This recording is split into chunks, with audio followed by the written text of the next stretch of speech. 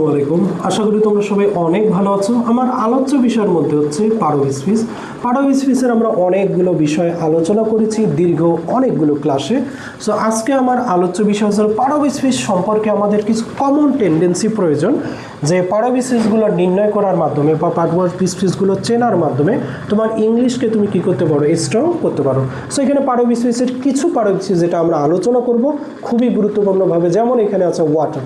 Water কিন্তু একটা হলো নাউন, হি এটা হলো প্রোনাউন, বেটার এটা হলো অ্যাডজেটিভ, গো এটা হলো ভার্ব, ফার্স্ট হলো আমাদের অ্যাডভার্ব, আপ হলো আমাদের প্রিপজিশন, অ্যান্ড এটা হলো আমাদের কনজাংশন। সাধারণত 8টি পার্ট অফ স্পিচ আমাদের সেন্টেন্সে ব্যবহার করা হয়।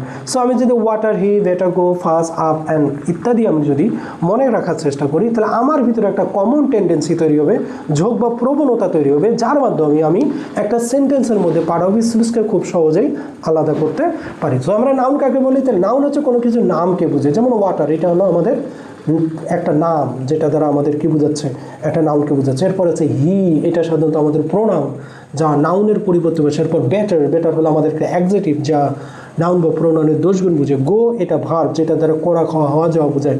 ফার্স্ট এটা হলো আমাদের অ্যাডভার্ব যা দ্রুততা বোঝায়, অর্থাৎ আই গো ফার্স্ট, আমি দ্রুত যাই, এটার ক্ষেত্রে তুমি ব্যবহার করতে পারো। আপ শব্দটা হলো আমাদের একটা প্রিপজিশন যা দুটি অবজেক্টকে কী করতে পারে, কানেক্ট করতে পারে। অ্যান্ড হলো কনজাংশন যা দুটি সেন্টেন্সকে এবং দুটি অন্য কোনো পার্ট অফ স্পিচকে যুক্ত করতে পারে, সেটাকে আমরা কি বলি, কনজাংশন বলি। এই যে টেন্ডেন্সিটা, তুমি যখন ইংরেজি সেন্টেন্স তৈরি করতে যাবেন, এই ইংরেজি সেন্টেন্স তৈরি করার সময় এটা জিনিস মাথায় রাখতে হবে যে how many parts of speech that you can use in your sentence every time and always.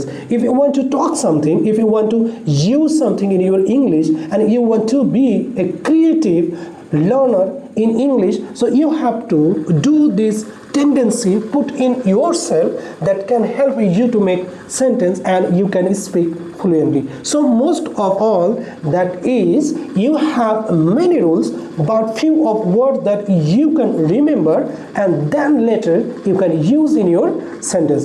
Obviously you will understand about my classes today and okay, ঠিক আছে, দেখা হবে পরবর্তী ক্লাসে।